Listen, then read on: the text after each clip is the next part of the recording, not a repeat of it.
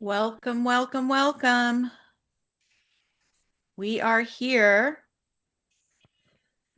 and we have myself, Diana Martinez Alexander. Welcome, welcome, welcome.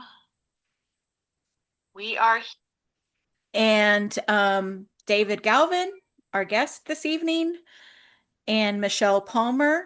So please introduce yourself, say a couple of words. Hi all, Michelle Palmer. I'm a history and government teacher. And Diana and I do these videos to try and help educate the public, especially Harris County, where we live in the Houston area, about various things that are going on in the political sphere because we're both educators.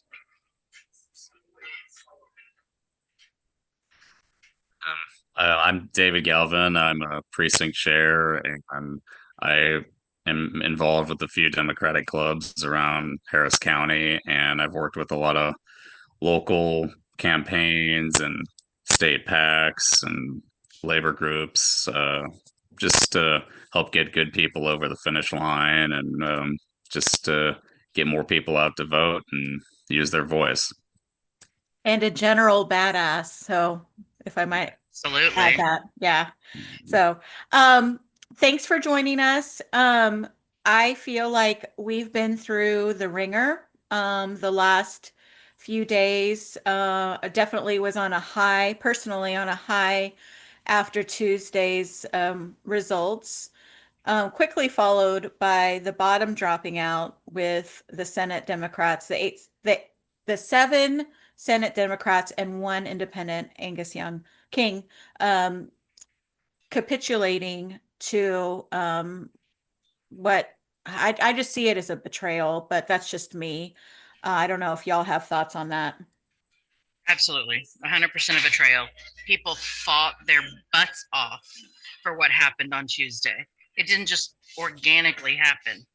And it felt like a slap in the face to every person I know, like the two of you and various friends of ours who have been out there working their butts off, the candidates that were working their butts off, the voters who went out and voted in a off year for most states. It felt like a slap in the face. I was just saying before the chat, like, that saying, the Senate is where bills go to die. It's really oftentimes feels like it's where hope goes to die. It's just, there's just not a more out of touch group of people than the United States Senate. Yeah, and I think what my takeaway is that they're not listening to the mandate of the people because what I'm feeling and what we're seeing and what we're going to talk about is how people put their feelings into action. It wasn't just showing up for a No Kings protest. They showed up at the ballot box and it made a difference. So regardless of what happened in the Senate, this past week, to kind of like bust that bubble. We do have some real gains and things that are coming up in our country that I hope signal a wave of larger change. But I gotta say that I'm pretty frustrated with the old guard Democrats, and I am going to say it again and again. Like, if you're not listening to where the wind is blowing, then you're flat wrong, and you're just holding on to power for power's sake, and that's abhorrent to me.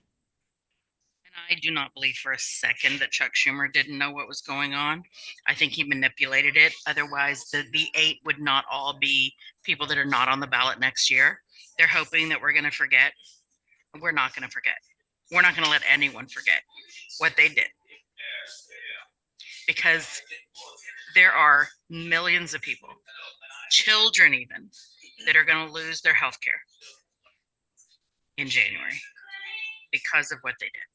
And also now we're finding out that there were secret parts of this bill that will give like uh, almost like payoffs to the Congress members who were supposedly illegally wiretapped during the investigation about them, and something about trying to make pot illegal again everywhere in the country, because Mitch McConnell is beholden completely to Jack Daniels because he's from Kentucky.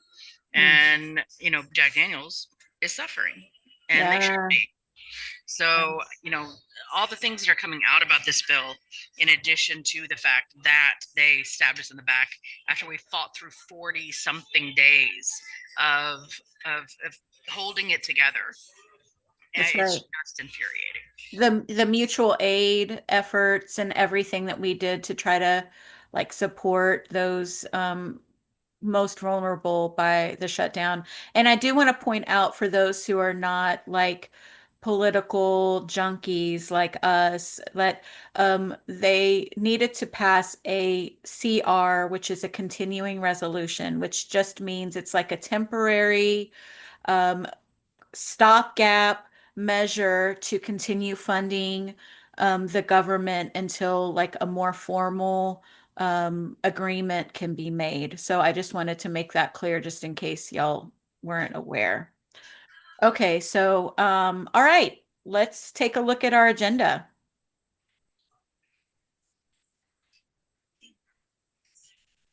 So we're going to keep it simple. We had some unexpected wins. And then I'll talk about that. And then Michelle will talk about some emerging patterns that we're seeing across the country.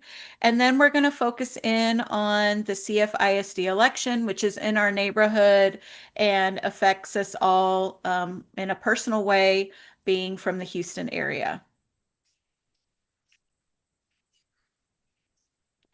So, what do y'all think? Do you think that how did the country show up on November 4th? One of my favorite stories about the November 4th election is all the people in Kentucky. Did y'all hear about this? That were No. calling and complaining that they couldn't find an open voting location. And so Governor Bashir had to put out a message saying, we don't have any elections this year. Oh. Our elections are next year. And I just love that they were so excited to vote that I'm a government teacher. I love that. That they were looking for the ability to go to vote. I just think that's amazing. That's super I love that. wholesome. I love that even in Mississippi, we were able to make a dent and break the supermajority in the legislature. I mean, that's just impressive. It seems like in each Trump term, at least once, we've been able to make an impact in like a deep red state in the deep South, and that it just shocks everybody. 100%. And I'm so glad you brought Mississippi up because that's going to be on the agenda. Go ahead and switch the slide. Um, and we have wins across the United States. So the first one is Mississippi. Then we'll talk about Boston and Gallup, New Mexico, Wadley, Georgia, Taylor Remmett, who is running for a Senate District 9, and then Washington County in Minnesota. So we can go ahead and go to the next one. So you're right, David. We did flip the Mississippi Senate, sorry, flip two seats in the Mississippi Senate. So the super majority is broken. But I had to do some digging on why this happened. So just in case you didn't know, that a federal court ordered I believe earlier this year, they ordered that new maps be drawn for Mississippi based on Section 2 of the Voting Rights Act, which, if you don't know, is in peril right now with the case. And that's going to have ripple effects even here in my community of Spring Branch. So there were two seats flipped as a result of in the Senate and then one in the House, which I didn't focus on. But Justin Crosby, and he won in District 40, sorry, 22, and then Johnny Dupree won in District 45. And what does that mean when they lose the supermajority?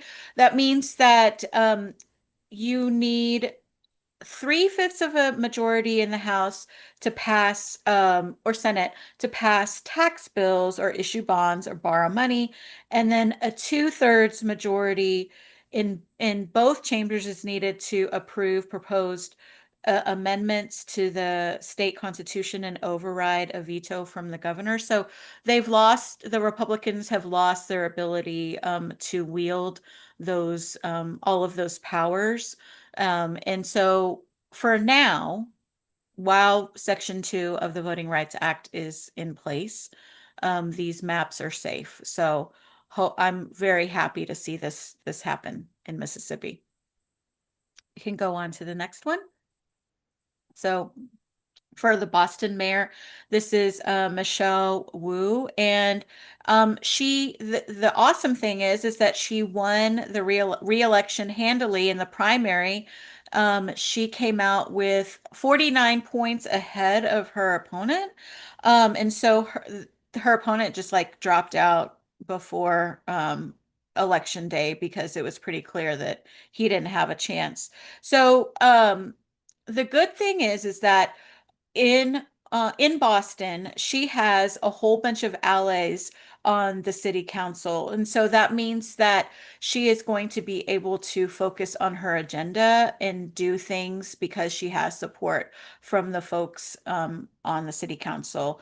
And with such a large majority win, she has a really big public mandate and a lot of support from the community. So, in her own words, this is what she said. I still say 100 times a day, I am fighting to make Boston a home for everyone, Wu said. That means families of every culture, every generation in Boston should be living in the safest, greenest, most family-friendly city in the country. We want to create opportunities for every family. And I just found that to be so touching and simple, but somehow controversial. I would love y'all's input on that. Don't ask me to understand what Republicans are thinking, much less what racist misogynists are thinking, because she's affected by both. I think she's been a pretty effective mayor for Boston. I was just there this summer, and it's such a beautiful time that I spent there with students, seeing all of the American Revolutionary history and all of that. I just think she's done a fantastic job, and I'm glad that she's going to get to spend a little more time there and in that position. Yeah, I co-sign with what you said, Michelle. She's terrific, and I just think like what's happening in places like Boston, New York, with their local elections, a stark contrast to some of what we see in Houston. Yeah, and I would say that I think that people are really starting to catch the drift about Whitmire, especially as the news came out, I believe on Sunday, that he acknowledged that Houston, the city, is cooperating with ICE. And I mentioned this on one of my daily updates, but in a 10-day period with the uptick of ICE activity, 1,500 Houstonians were detained. And I find that to be disgusting. And it doesn't make me feel safe in my neighborhood as someone with melanin, thinking that I will be targeted because I think, and we already know because we have the proof of citizens being detained, that they detain first, ask questions later, and they're not gentle and they're hurting people, and people are having lifelong detrimental or even deadly consequences to their interactions with ICE. And I find it completely unacceptable. So kudos to any city leader who is speaking up on behalf of their communities and their constituents, because regardless if anyone voted or didn't vote for a certain candidate, they're all your constituents, man. I mean, kids can't vote. Does that mean they don't have any rights? Like what is this? So that's just my 2 cents on that. Yeah, as the government teacher on my campus, I get students stopping me that don't even have me yet, because I teach, juniors and seniors, and asking me about, what's going on, what's going to happen, can they do this? they're afraid, you Mm, know? They're afraid for themselves, they're afraid for their friends, they're afraid for their families. They have family members that don't want to leave the house. mhm, Um, and I cannot stand to see kids that way. I mm. can't stand to see adults that way, much less kids that way. I don't understand how people can be this way. They have zero empathy. They're That's all that I can think. Well, the sad part is that actions like that um, speak clearly that you see brown people as collateral damage and expendable. How is that okay? Say that to my face. Okay, let's go on. Rant over. Okay.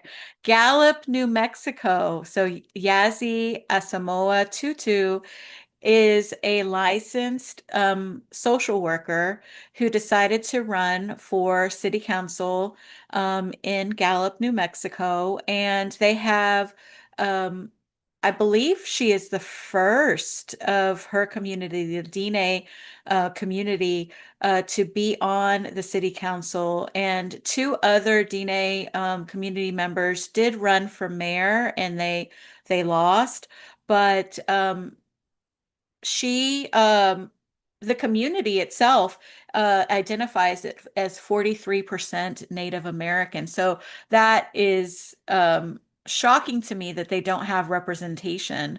And that kind of reminds me of, our situation here in Spring Branch. But her priorities are organizing Native American, infrastructure in Native communities. So I'm really excited to see what Yazzie Asamoah Tutu does in Gallup as the voice of her community. So okay, so in Wadley, Georgia, we have uh, Dion. DeAndre's, and she goes by D Young, and she has a whole bunch of different jobs. She is a cosmetology instructor, she's a nail technician, and she's also a substitute teacher. And her dad talked to her about running, and she decided to run.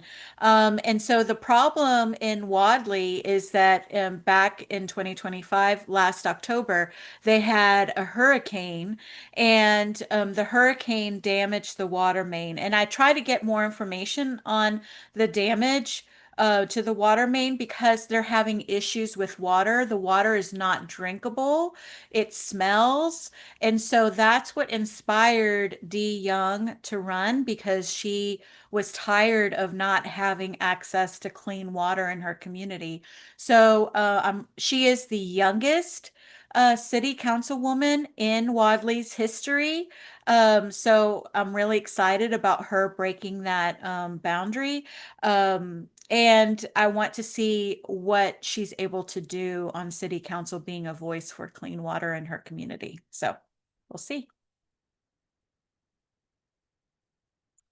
So, homegrown candidate here in the Fort Worth area, Tarrant County, Taylor Remmett won the primary, but he does have to go to a runoff in SD9. And here's what's interesting when I did some research on this race. So, the guy who was his like most well-funded opponent, John Huffman, he was getting funds from the gambling organizations because they want to push for that. And despite being so well funded, Taylor won the pack. He led the pack with 45.77% of the vote in the primary, which is awesome. But it didn't meet the 50% threshold to avoid a runoff. And John Huffman, that guy, he was the former mayor of Southlake. And yes, that's Southlake. So it kind of people don't have an appetite for those types of candidates that we're kind of seeing. But I don't want to steal your thunder, Michelle. So I'm gonna stop there. But I would like to know what y'all's thoughts are on this race, and I definitely want to see how we can support him because that makes a huge difference in Texas to have another Democratic rep like senator.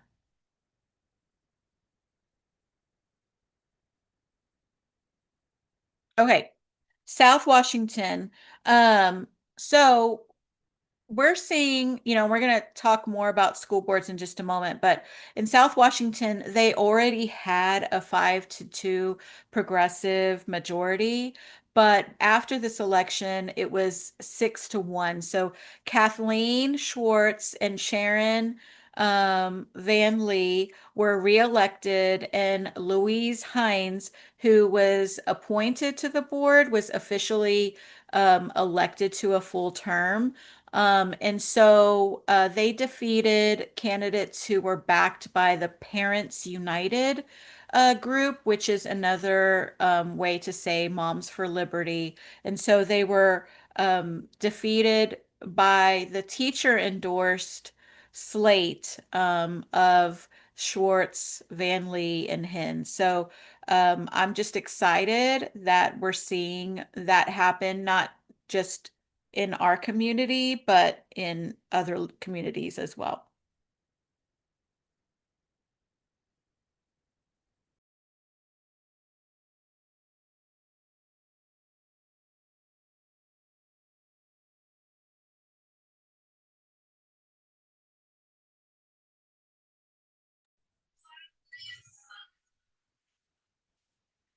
Sorry about that. I could not get it to unmute. All right, so we're going to talk about some emerging patterns that we noticed in the voting and in the results. So Latino voters. So data is still coming in because this is very fresh, right? But everything I could find said that the Hispanic sways towards Republicans from 2020 to 2024 are completely gone in 2025.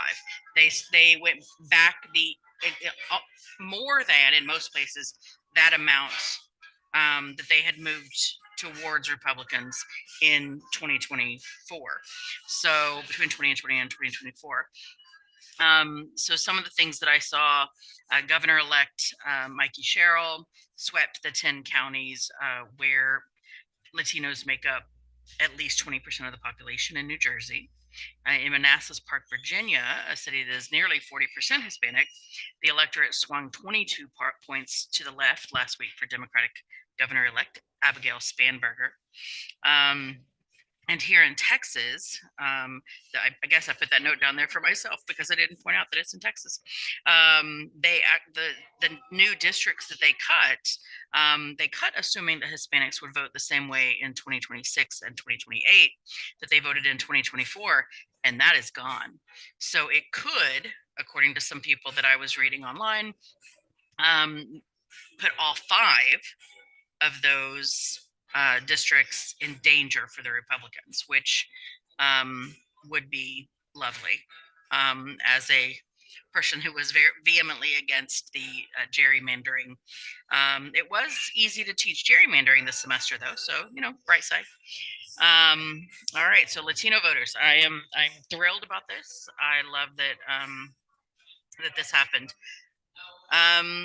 Young people were also energized. Having young people on the ballot, amazingly, not surprisingly, gets young people out to vote. So 78% of New Yorkers under 30 voted for Mamdani. And then young candidates here in the Houston area, like Christian Menifee, Amanda Edwards, but others as well, also energized voters here. And so that was good to see. I couldn't find any data yet on the breakdown of Houston voters because it's still, officially it's still unofficial. And so they haven't released the data yet. Can I just add that Isaiah Martin got 4 point something% of the vote? And granted, he's young in his career, but this is not his first run. And he does make a lot of waves publicly, but I would like to see that translate into results at the ballot box. I would like to see him actually work in one of whoever wins office, right? Get some experience under his belt. These are two former elected officials. There were at least there was at least one other former elected official on the ballot as well. Jolanda Jones, who came in third. Actually, she's current elected official. So, I would like to see a little more experience under his belt, and for him to really spend some time in the community before he runs for anything again. This is what, the third time we've seen him run for something, and the others I think he actually pulled out before the election. But I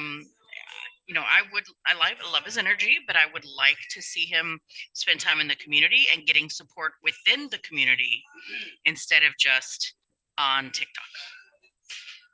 So yeah. All right. Go ahead. Can I pivot back for a second? I was just going to point out that, did you know that Mamdani had 100,000 volunteers? It's I amazing. mean, oh my gosh! I mean, what a difference just having young people that part of your campaign and getting them out to vote can make. Yeah. People who can walk up and down all those stairs in New York, right? Knocking on doors. Yes. There were people saying my apartment building has never been block walked before, and they were able to do it. And so I think that personal touch really makes a difference. And when you have the excitement of folks willing to come out and volunteer and that momentum, it makes all the difference. It really does. Thank you for pointing Game that. matters. That's impressive. 100,000. 100,000. Like Beto didn't have that kind of numbers, and he was running a whole state. All right. The next one I have, if a pattern, is women getting elected. So many women in so many different areas. A lot of firsts, which was fantastic. Diana actually talked about some of these women. So Virginia elected its first female governor. They also elected the first Muslim woman to be elected statewide anywhere in the country.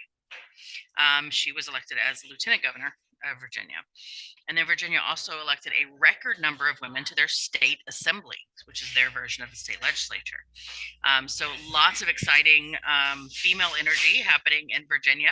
I love that. New Jersey, of course, also elected its second female governor ever.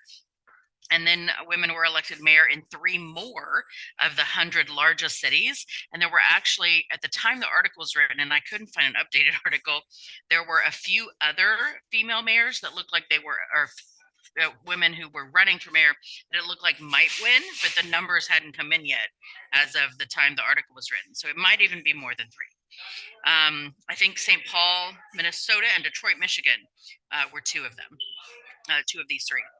And then the first Black woman was elected to a statewide office in Georgia. So Stacey Abrams walked so she could, fly, which is amazing. I love that for Georgia. Very exciting news. So lots of women. We know here in the Houston area, we also had, a lot of women winning city council races and so forth. So it's great to see. And then, of course, school boards. So on this one, because Texas is weird and we have both May and November school board elections, I went ahead and talked about May as well. So in the May elections, multiple school boards across the state were taken back from Patriot Mobile and pro-charter school candidates. Some of these included, and you can see there the list: San Antonio, Northside, Socorro, Keller, Mansfield, Grapevine, Colleyville, and seats in multiple other school districts, including right here in Houston, a seat that ejected a absolutely terrible scoreboard person in Katy ISD.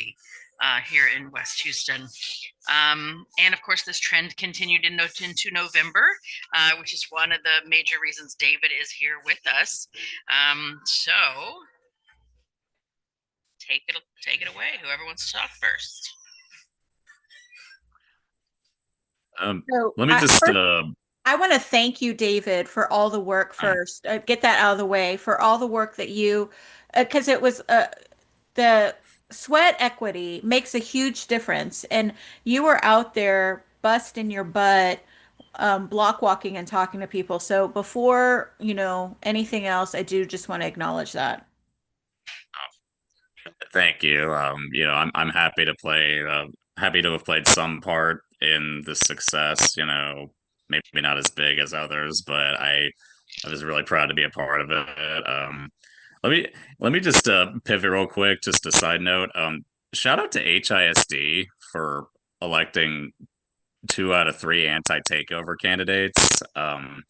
Especially when all I heard was, from people was, oh, the state runs it. Oh, what does it really matter? Turnout actually was up from the last election. And it seemed like people, even if I know one of the candidates was worried about money, but she ended up getting more votes than anybody else that was running in HISD because she had a consistent ground game and she kept showing up to board meetings and just establishing a consistent presence. And She's that's just kind an of something I amazing. want to talk about with Cy-Fair. I mean, it's just ground game and showing up just matters a heck of a lot. And she's just an amazing candidate as well. Yeah. She's phenomenal and deserves every bit of the accolades. Sorry, go ahead. So, Uh, just to kind of set the stage a little bit, because this didn't magically just like get together. It took a lot of time. And I will say that I was involved in some of the planning beforehand, finding a slate, talking through what that would look like for for the community, what would appropriately represent the community, and having a broad um, collaboration between and among different groups. So that made a huge difference in eliminating some of those contested races and focusing in energy on a specific slate. So we cannot uh, overlook how important that part was from the very beginning. Totally. And I'll just like pick up where you left off. Yeah, I worked on the Sci-Fi race 2 years ago, and it kind of just seemed like the community was a little more splintered. And the group I was working for, one of the candidates I was running back then was able to win this time around because everybody just people in the community, elected officials, people running for office, they kind of just sat down, had some tough conversations, and said, "Look, if we want to stop what's happening in our school district, like getting rid of bus routes and getting rid of librarians and all of these bad things like banning books, if we want to get rid of all of this and flip the school board, then we have to unite." And I was just consistently amazed throughout my work on the campaign that it seemed like every turn, everywhere I went, the coalition just seemed to get a little bigger.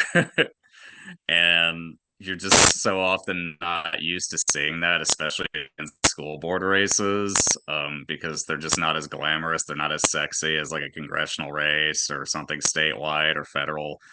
And this is the third biggest school district in the state. And the current trustees kept making the headlines for all the wrong reasons.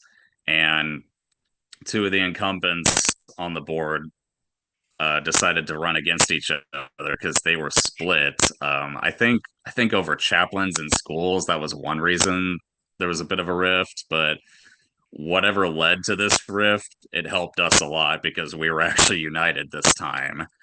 And I couldn't believe the level of support we got from elected officials, from people running for state rep. Like Sarah McGee out in Katy was a big help because she showed up every Saturday morning to work like the western part of the district that was out near Katy. For my own part, like I kind of held down a few precincts inside 290 at the Beltway that are kind of near Spring Branch, but also happen to be in CD18 as well as Cy Fair. And I found at least like one or two good neighborhoods that I feel like just didn't get engaged. And I talked to people, and it's the same kind of conversations you have in these type of elections. Like, oh, if I don't have kids in the district, I can still vote. It's like, of course, if you're a registered voter in the school district, you can absolutely vote in it. Like, you pay taxes, you're giving your money to the school district, so you better have a say in how it gets spent. And it just seemed like these races are just always so hard because they're hard to fundraise for, and it's hard to get people to pay attention to them because they often just don't even know they exist. And even talking to voters coming to vote for other things that were on the ballot, like the propositions or CD18 or city council, they might not have known a school board race was happening. And I would push out like the slate cards at polling locations, and people would come talk to me afterwards, say, "Oh, thank you for this. This really helped." Because especially on school board races, we're still operating under the guise of nonpartisan, even though the other side just proudly flaunts that they're endorsed by the county GOP, and they get robocalls from Ted Cruz and all this help, all this money from all these well-known figures on the right. And we're just kind of chugging along like the little engine that could, hoping that we can get enough of the community on our side to see common sense. But especially when you don't have D or R on your name, it really helps to know who to vote for, and just as importantly, who not to vote for.